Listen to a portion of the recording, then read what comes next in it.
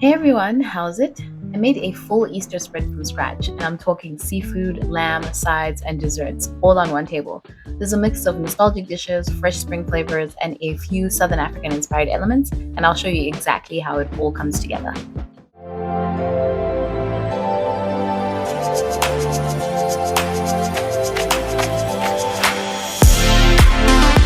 Let's start with the shrimp platter, served with chips and rice full of flavor. First, I made the sauce. This is my copycat take on the ocean basket platter sauce, and it's really the star here. I melted butter with a bit of flour and cream, and then off heat, I added lemon juice, zest, and my favorite spices. I went with Knorr's Aromat, which is an all-purpose seasoning, and a spice for rice blend for a layered flavor. I finished it with salt, pepper, and a pinch of turmeric to give it like a golden glow. And the sauce is basically supposed to coat the back of the spoon. That's when you know it's ready.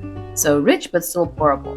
And then for the shrimp, I butterflied some jumbo shrimp, so that honestly they just look nicer on the plate, and cook evenly and soak up all the flavor. I mixed oil with some seasoning, Old Bay, garlic, lemon, paprika, oregano, and then I brushed them and baked them at 400 degrees Fahrenheit for about 8 to 10 minutes. You can also use peri peri in this case. And then once I plated them, I add some fresh parsley, along of course with the chips and the rice, and that was the shrimp platter. So basically simple, bold, but quite impressive. So definitely recommend making this for a guest, but it's also great on a weeknight. Next up, lamb, of course. I usually see a lot of this on tables around Easter time in America.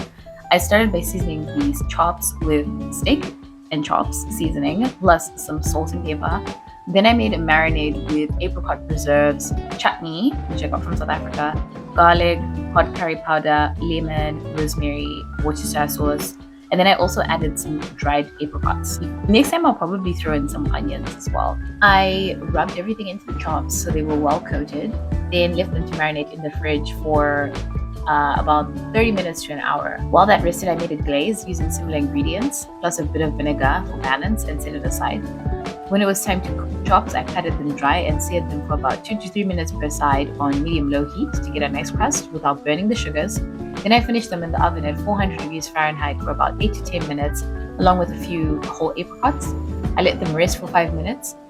These are best at medium to medium rare, so I like using a thermometer just to double check. I warmed up the glaze and brushed it over the chops and finished them off with some toasted almonds and fresh cilantro. And this was inspired by South African lamb kebabs and Cape Malay flavors, so sweet, savory, and gently spiced. It really feels like a celebration dish, and they're super juicy. Of course, I had to balance everything out with some sides. Collard greens were a natural choice. I basically just cleaned them, removed the stems, and rolled them up and sliced them thin. And then I cooked them down in some chicken stock with onion, garlic, some light seasoning, and turkey wings to help with some depth of flavor. And I basically just let them simmer on low temp until they were tender. Next up was mac and cheese, and I went with a custard style version. I grated a mix of different cheeses, pepper jack, sharp cheddar, and Colby. And then on the side, I cooked down some bacon to render the fat, and then I mixed that up with some crab meat. This also works for like stuffing salmon. I made a roux with some butter and flour, seasoning like at every stage. I always do that. And then I added some cream and half before melting the cheese in, and then finishing it off with some eggs for like a really rich baked texture. And then I layered everything in a baking pan and baked it until golden, covered in foil. Mac and cheese is always great for functions because you can make it ahead of time. Just have a good plan for when you reheat. Ham was another centerpiece. I went with a brown sugar glaze and pineapple juice for like a sweet, tangy finish. I'm not the biggest fan of ham, but you know, Easter, it's like usually requested, so I've learned to work with it. Most of the store-bought ham's already cooked, so you just focus on building some flavor. I made a brown sugar spice paste and coated the ham, and then I placed it in a baking dish with some pineapple juice, covered it with foil, and then reheated it for about an hour.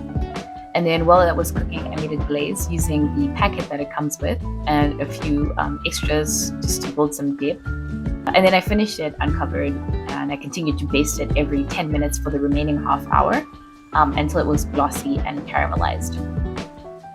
And of course, it's not spring without something fresh and green. I used arugula as the base for the salad, along with some broccoli sprouts. I added blanched asparagus for some crunch and some peas.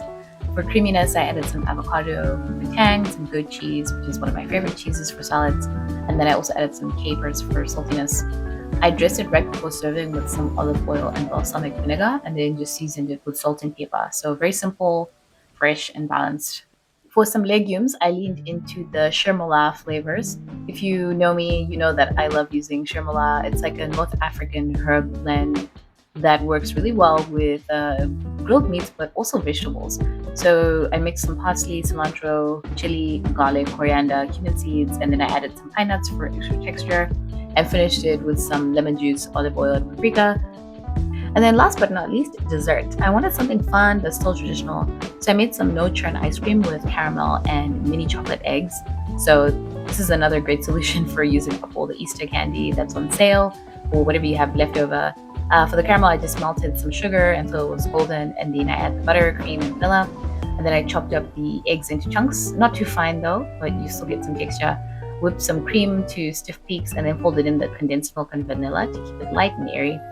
And then I folded in the chocolate eggs and transferred everything to a container, swirled in some of the caramel, and froze it overnight. But this can be done in at least 8 hours. So this is like a simple, fun crowd pleaser, and kids will like it as well. And then the red velvet cake, a classic, and this one was definitely requested. I almost made a coconut cake, but anyway. So I mixed the dry ingredients, flour, sugar, baking soda, and cocoa powder.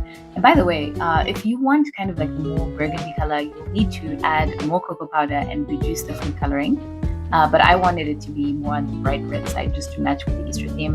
And then in another bowl, I combined the oil, eggs, food coloring, and buttermilk. And then I folded the wet ingredients into the dry ingredients very gently, because if you overmix, your cake is going to be tough and dry. I then baked it for 350 degrees Fahrenheit for about 30 minutes.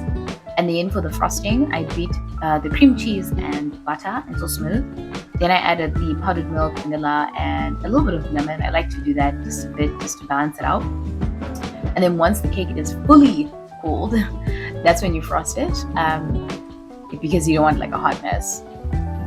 And yeah, that's pretty much it. Honestly, what's Easter without cake? So yeah, guys, that was the full Easter spread, and somehow it all came together. If you want any of the recipes, let me know in the comments which ones. Happy to share. Thanks so much for watching. Don't forget to like and subscribe, and I will see you in the next one.